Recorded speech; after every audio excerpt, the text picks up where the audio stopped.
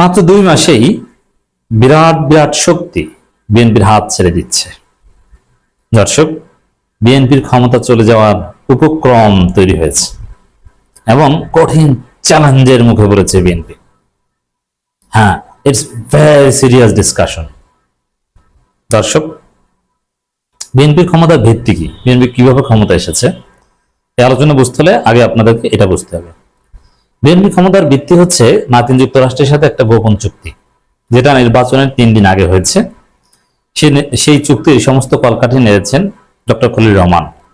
যেহেতু খলিল রহমান ইউনূস সরকারের মধ্যে বিএনপির এজেন্ট ছিল, এজেন্ট খলিল রহমান পুরো ইউনূস সরকারকে ম্যানেজ করে মার্কিন যুক্তরাষ্ট্রের সাথে একটা গোপন চুক্তি করেছে। সেই চুক্তির ফলেই বিএনপিকে ক্ষমতা এনেছে মার্কিন ডিপ স্টেট ভারত এবং বাংলাদেশি যে ডিপ স্টেট আছে তারা। ইউনূস সরকার তো অবশ্যই সেখানে সায় দিয়েছে। তো বিএনপি সরকারের ক্ষমতার মূল ভিত্তি মার্কিন যুক্তরাষ্ট্রের সাথে একটা গোপন চুক্তি, যেটা নির্বাচনের 3 দিন আগে হয়েছে। তবে নির্বাচনের আগে সমস্ত বাম শক্তি, আরো নানান শক্তি, প্রথম আলো রিয়েল এস্টেট শক্তি, এমনকি আওয়ামী লীগ শক্তি, তারা কিন্তু বিএনপির পক্ষে ছিল। কিন্তু নির্বাচনের পরে সবাই দেখছে যে না, বিএনপি প্রতারণা করছে। যেমন আওয়ামী লীগ শক্তি বিএনপির সাথে নাই, বিএনপির হাত ছেড়ে দিয়েছে। বিএনপিকে ভোট দিয়ে ক্ষমতা এনেছে, কিন্তু তারা বিএনপির সাথে নাই, কারণ আওয়ামী লীগের সাথে যা করার কথা ছিল তা কিছু করেনি। নাম্বার 1। দ্বিতীয়, বামপন্থীরা সবাই জামাত ঠেকাতে বিএনপির পক্ষে ছিল, কিন্তু সেই বামপন্থীরা এখন বিএনপির যে ক্ষমতার মূল ভিত্তি মার্কিন যুক্তরাষ্ট্রের সাথে সেই গোপন চুক্তি, সেই চুক্তি নিয়ে নাড়াচাড়া শুরু করে দিয়েছে।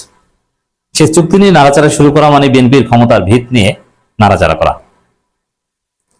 তো এরকম বামপন্থী শক্তি, প্রথম আলো রিয়েল এস্টেট শক্তি, এরকম আরো নানান শক্তি, তারা কিন্তু ধীরে ধীরে বিএনপির হাত ছেড়ে দিচ্ছে। অনেকে অলরেডি হাত ছেড়ে দিয়েছে, অনেকে দিচ্ছে। তো ক্ষমতা চলে যাওয়ার উপক্রম ইন দি সেন্স, সেই মার্কিন যুক্তরাষ্ট্রের সাথে গোপন চুক্তি নিয়ে নানান মহল নাড়াচাড়া করছে। আর ওই চুক্তি যদি বাতিল করে তাহলে বিএনপি ক্ষমতায় থাকতে পারবে না। মার্কিন যুক্তরাষ্ট্রের সাথে ওই যে গোলামি চুক্তি অথবা তাবেদারি চুক্তি, যেটা নির্বাচনের 3 দিন আগে হয়েছিল, এটা it's very simple to understand. এতে আপনাকে ফরেন পলিসি এক্সপার্ট হওয়ার কোনো দরকার নেই।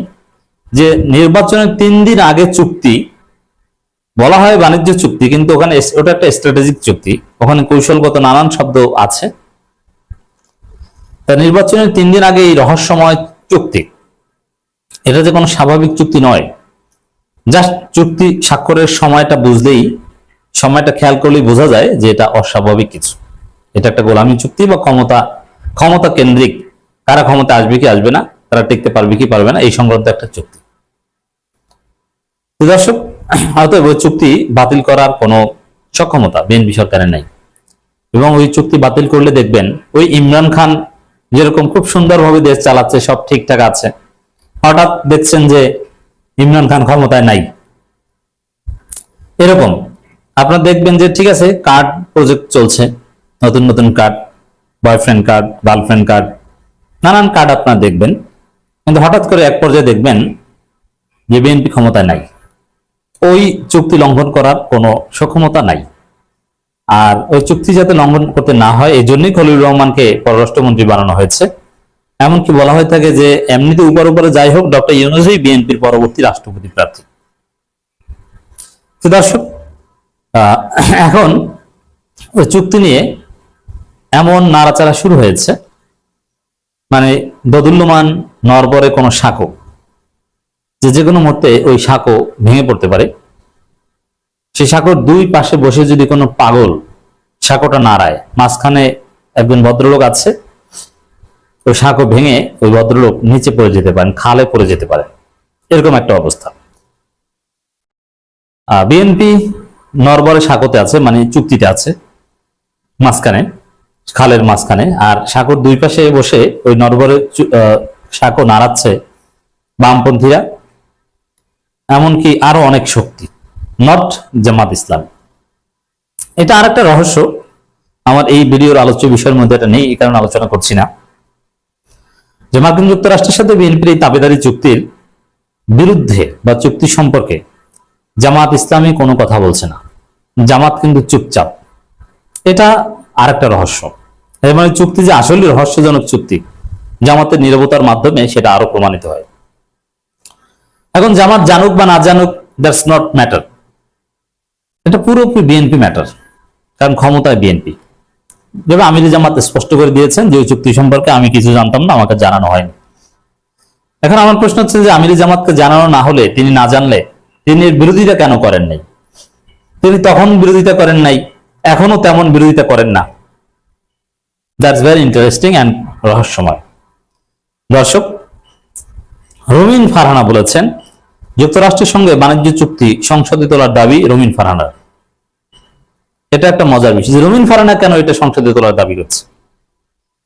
এটা বুঝতে হলে আপনাকে আরেকটু গভীরে যেতে হবে যে আসলে বিএনপির ক্ষমতায় চলে যাওয়ার উপক্রম, নানান গোষ্ঠী বিএনপিকে চায় না। বিএনপিকে যারা ক্ষমতায় এনেছে এরাই অনেকে হাত ছেড়ে দিচ্ছে।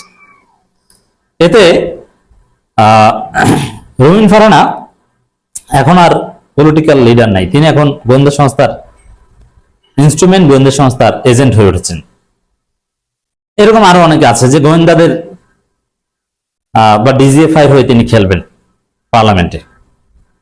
রুমিন ফারহানার রাজনীতি এখন এটি। তিনি এখন ওই ডিজিএফআই বা গোয়েন্দা সংস্থা যদি বলে যে বেস্টার রুমিন আপনি এনসিপিতে যোগ দেন, তাহলে এনসিপিতে যোগ দিবে। যদি বলেন যে আপনি জামাতে যোগ দেন, তিনি জামাতে যোগ দেবেন। আর যদি বলেন যে আপনি এভাবে সংসদে পার্সোনালি রোল প্লে করেন, তিনি সেটা করবেন। এই ধরনের ব্যক্তিভিত্তিক স্বতন্ত্র রাজনীতিবিদদের টিকে থাকতে হলে এরকম কারো কারো এজেন্ট হতে হয়, নইলে টিকে থাকা যায় না। তো দর্শক, এই বাস্তবতায় রুমিন ফারহানার এত দেশপ্রেম জেগে উঠে নাই যে মার্কিন যুক্তরাষ্ট্রের সাথে সেই চুক্তির বিরুদ্ধে তিনি বলবেন বা চুক্তি নিয়ে মুখ খুলবেন। অথবা এটা তার ব্যক্তিগত এজেন্ডার সাথে যায় না। এটা বিশেষ গোষ্ঠীর বা বিশেষ সংস্থার ইশারায় তিনি সংসদে মুখ খুলেছেন। যুক্তরাষ্ট্রের সঙ্গে বাণিজ্য চুক্তি সংসদে তোলার দাবি রুমিন ফারহানার।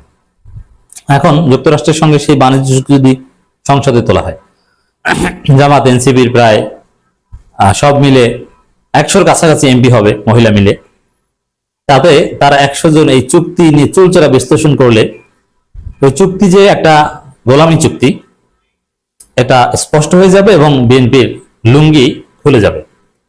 এবং এমনিতেই মার্কিন যুক্তরাষ্ট্র বেকারে আছে ইরান প্রশ্নে, বিএনপির ক্ষমতা নিয়ে টানাটানি শুরু হয়ে যাবে, অবস্থা খারাপ থেকে খারাপতর হবে।